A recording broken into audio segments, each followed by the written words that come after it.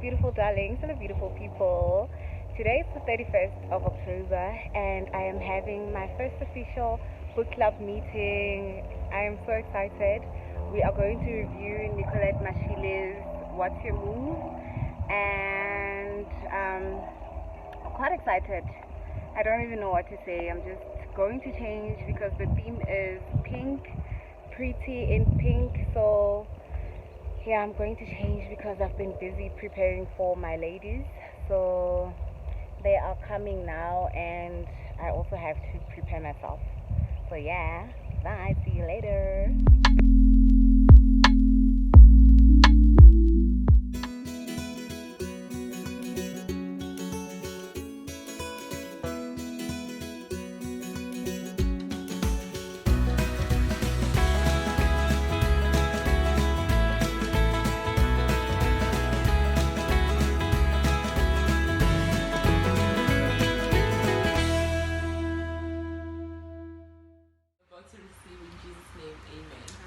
For the book that we are about to receive. Hello darlings, hello beautiful people, welcome to my channel. Today we are doing a book review of Nicolette Mashile's What's Your Move, and I am not alone today. I am with my ladies. Say hello. Hi.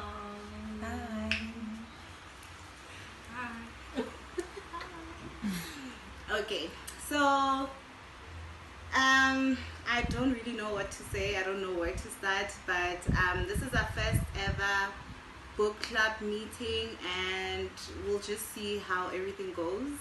We'll just go with the flow and enjoy each other's company and hear what other people have to say about the book. Obviously, although we've read one book, it doesn't mean that we have one opinion. And so that is the main reason why we are having this meeting, so that we can know what other people thought about the book, what the book did for them. Did it change their lives? Was it boring? Was it not? Was it nice? Was it not? You know, so yeah, that's basically what we are doing today. So for me, it was for most parts educational. There's some things that I was not aware of, you know, that I didn't know about. For example, the tax part where you get, so if you buy a property and you rent it out, I don't know that you still get taxed for that. I thought for as long as you still owe like the bond and that money goes towards the bond, then you break even. So so it's like a patale tax, you know? But what I would have liked for her to do maybe is to explain, maybe not in detail, but to explain how do you go about it. Pay tax on a property that I'm not living in, but then how do I go about it, you know? So yeah, and then there's also a lot of things that she said in the book that I personally resonated with. Because most of the time we just say because we are told we must save money, but you don't have a goal for your savings, you know. And then most of the time, let's say you'll save in 5 months, you'll save 5,000 rand, and then something comes up. You know, let's say, for example, my sister's having a birthday party and she needs help. Everybody said that 5,000 rand to help her. Whereas if I had a goal for my money to say, you know what, Kenya, I don't know, then I know that no, my 5,000 rand is towards me buying a food. Yeah. And also where she says you need to have multiple income streams, it makes it easier to save money, you know, because to be honest, surviving on one salary isn't enough. Like we have a lot on our plate, you know, and it's obviously going to be difficult to save a salary that has to be split maybe 6 ways, for example. So yeah, that multiple streams of income, like the importance of finances and levels of standards of living. The common mistakes we make as like a youth, we tend to spend more than we earn, and when the income increases, by the rand, you're forgetting to prioritize and invest in sustainability. So yeah, as a nation, we all can relate to the book in different ways. As in terms of black text, omunye umuntu translator in a different way in black text. The book was somewhat practical.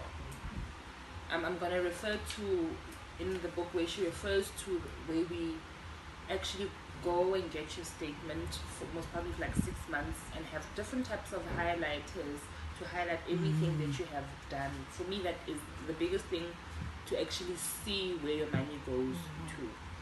So this book, it challenges the emotions towards money. I feel that it makes me less scared of money, according to what I have learned in my upbringing. Yeah. You know, I know I'm scared of debt, but there are some decisions that are emotional that I make because of this fear of debt. But at the end of the day, it does not necessarily work out for me in a way where it's beneficial for me. It actually hurts me rather than do me right. Yeah. So basically, my biggest pluses of this book is that it teaches us emotional intelligence with money, and it's somewhat practical to what you have to do. Yeah. 2 steps to getting to a better relationship with money. Yeah. I like where she kind of related financial knowledge to weight, right? It doesn't happen overnight. Yeah. I like that part. It doesn't happen overnight, and somehow you learn from your mistake. Like with weight, she even mentioned she tried so many crash diets and stuff. There's a pill that she drank. I once drank that. Juromine. Yeah, like I've tried it all when I was overweight. So you learn from your mistake. Understand? So I like that part, because even with finance, I can even relate to that. I started working at an early age, okay, with responsibilities and everything, but I made so many mistakes in that time, to a point where I find myself where I'm not even at this point. So it relates very well with that. So financial knowledge, I think it's very good what you said, the point that you said, we're doing this now to be able to teach our kids to read, understand. So this is also good for us to also in the financial knowledge, whereby some of us didn't even have. And then 7 out of 10. Sorry, my bad. Cause I mean we've read a lot of financial books, ne? Yeah, now as a South African author, she should have given us like more, and they are like elaborate on stuff. Cause you can't say people should invest. How? For umuntu ose lokshini no muntu ohlala in the burbs, angeke kufane.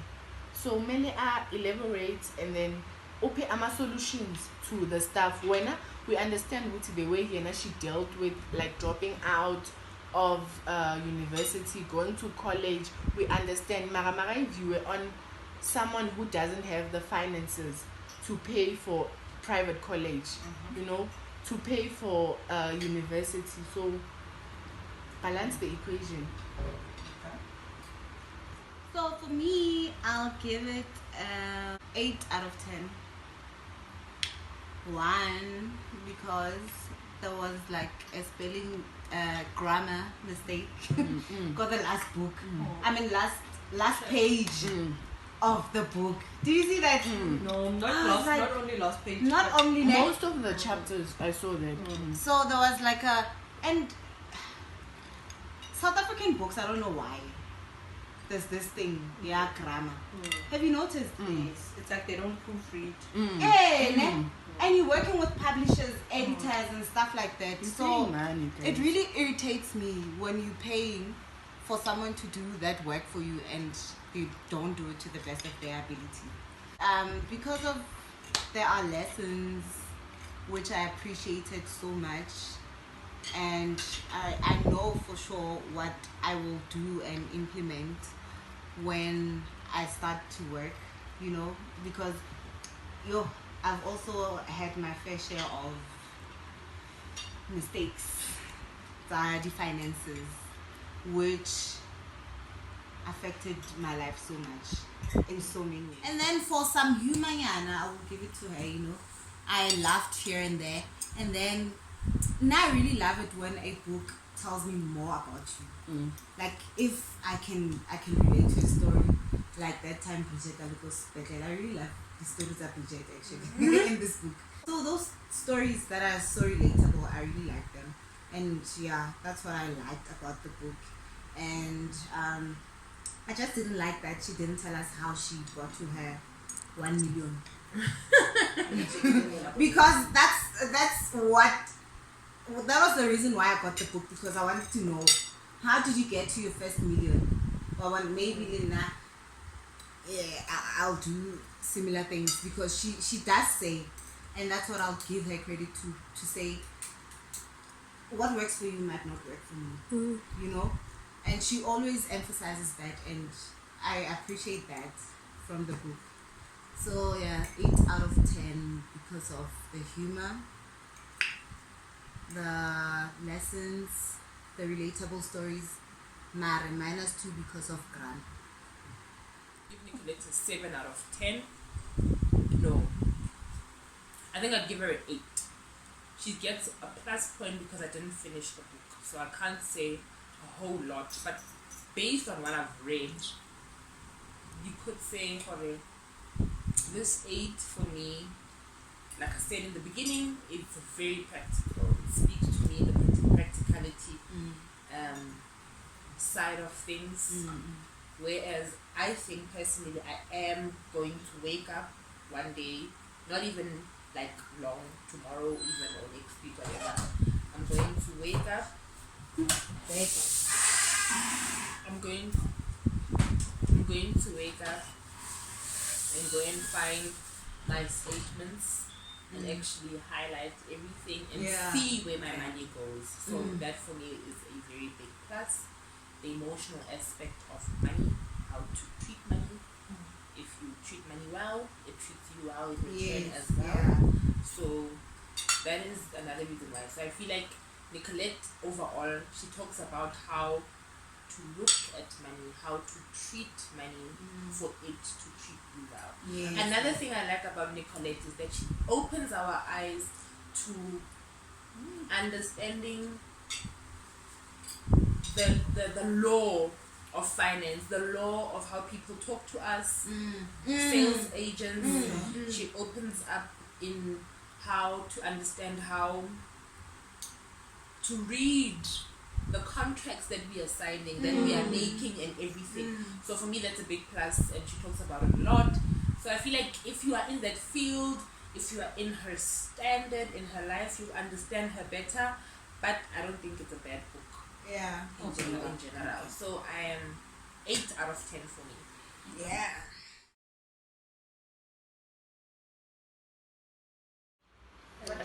A lack of proper knowledge is a one-way ticket to financial troubles. When Nebo mentioned that Orapedi fiction, in my heart and my head, I said to myself, but this book is going to help somewhere, somehow. But however, obviously it goes according to what you like. But then, that's now I'm coming back to the point a lack of, we all have somewhere where we are struggling. Finances, or maybe especially as Black people, we've never been taught finances. So this is, for me, true to say that a lack of financial knowledge. But I don't think we ever it's never going to be a smooth ride. It's never going to be a ride where it's my ride and Nicolette's ride will never be the same. So it's you take everything with a pinch of salt, and or you just make it accommodate your own lives to better it in a way. Also to add on that, because even Lene, she's been repeating a lot of things. And if you read the financial book, a lot of them say the same thing. Exactly. And when we went to the book launch, actually, she said she had to rewrite this book initially when she wrote the book, it felt like all the other books are finance. Paballo Seipei. It's not Already. just about her. Already, she has a line of people that she needs to take care of. So I feel like, yes, the book is helpful, but also it's helpful for people that are already financially Stable. on like a step ahead financially. Yeah. You understand? Yeah. Her money goes to her. It's her money.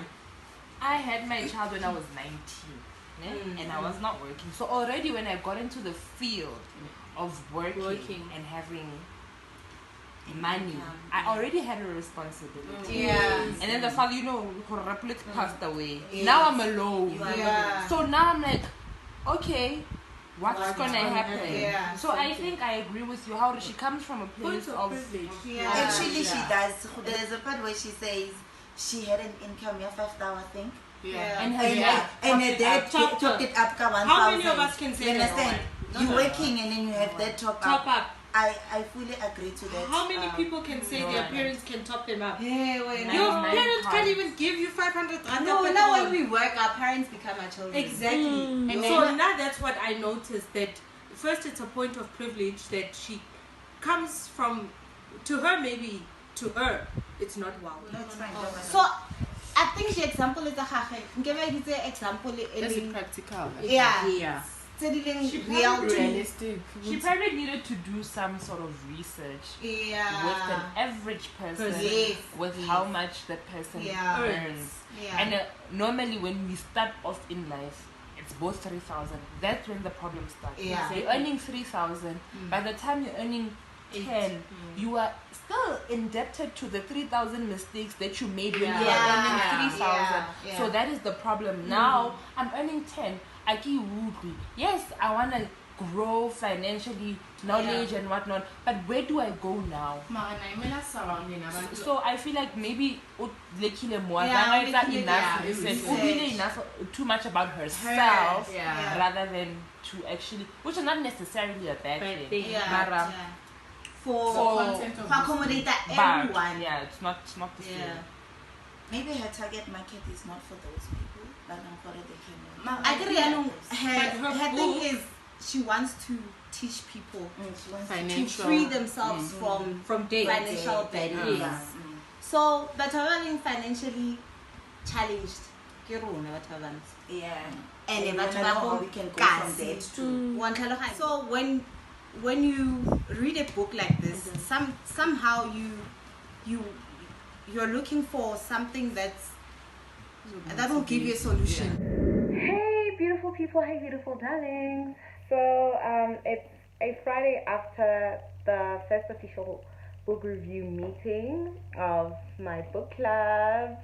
I'm so happy that it happened, and it was our first meeting, and so we jotted down what we wanted to see happen in the future, and how we were going to do the book review meeting. So at the first meeting, it wasn't bad, it was really nice, but we know what to do to improve it the next time we meet, because there are other members that couldn't join us, and hopefully they will join us on our next meeting. Basically, what I am doing right now is something I should have done just after the meeting, so that there would be a continuation of the video, me dressing the same, but it didn't happen. It was raining and I couldn't film, and I just dragged it until I had to do it now.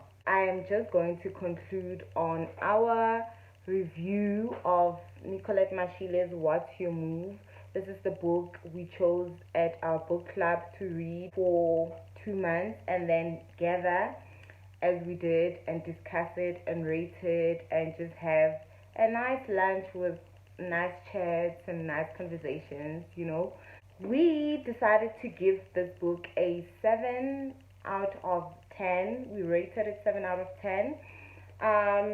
We felt that the book was written from a point of privilege, and that means that, you know, she didn't include the average South African person, or give examples based on average South African people. We felt that the examples were good, but they were not good for the average person.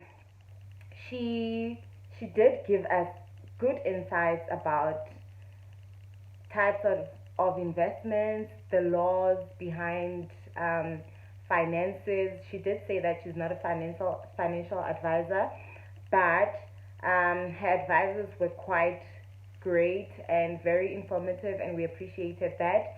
However, we felt that she didn't elaborate on the things that we could do, you know, in terms of investing. That again is based on the average person, you know, what types of investment would an average person get into, or someone who's unemployed, or someone who's earning very little, you know.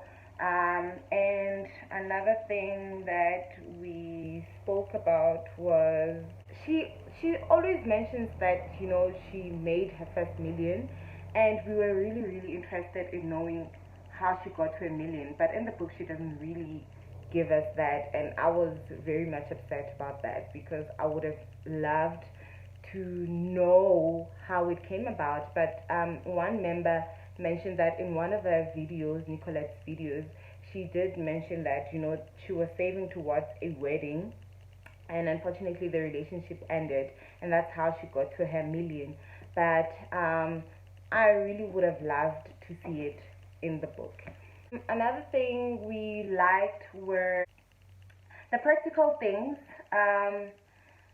that she advised us to do, like how one has to check their statements to know where the money goes to. And earlier on, when you saw on the video, one member said that if you're good to money, money will be good to you. And that's basically some of the practical things that she said, you know, check where your money goes, so that next time you know not to be a very impulsive money spender like I used to be.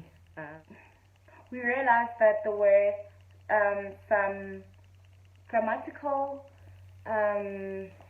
mistakes that would have been avoided, because this is such a well-written book. I really would love to see South African books in general just invest in proofreading and editing books, so that they come without these silly errors. Just to give you a conclusion, that's what we did. And yeah, it's a good book. You can have it, you know, if you really want to change your financial situation to the better, and know the laws around finances, and also the language in which salespeople use, and agents, because those people sometimes will get you into a very serious debt that you'll find yourself not knowing how to get out of it. I mean, that goes to example of Nicolette's point of privilege. When she was in a debt, she signed something, an OTP, that ended up taking a lot of money from her. And had she not had a lawyer, she would have lost a lot of money. And she had a good lawyer, you know. That's a point of privilege, to get a lawyer from one of the best firms in South Africa. So those doesn't come cheap. But for an average person, what do you do then in that case, you know? And yeah, I think I've said too much. I will leave you here, you know. At least I've concluded for you. You can get this book, you know. I would recommend it for you. Read it in Nicolette's voice and expressions and enthusiasm, and you will enjoy it. So yeah, this is me ending this video. Bye.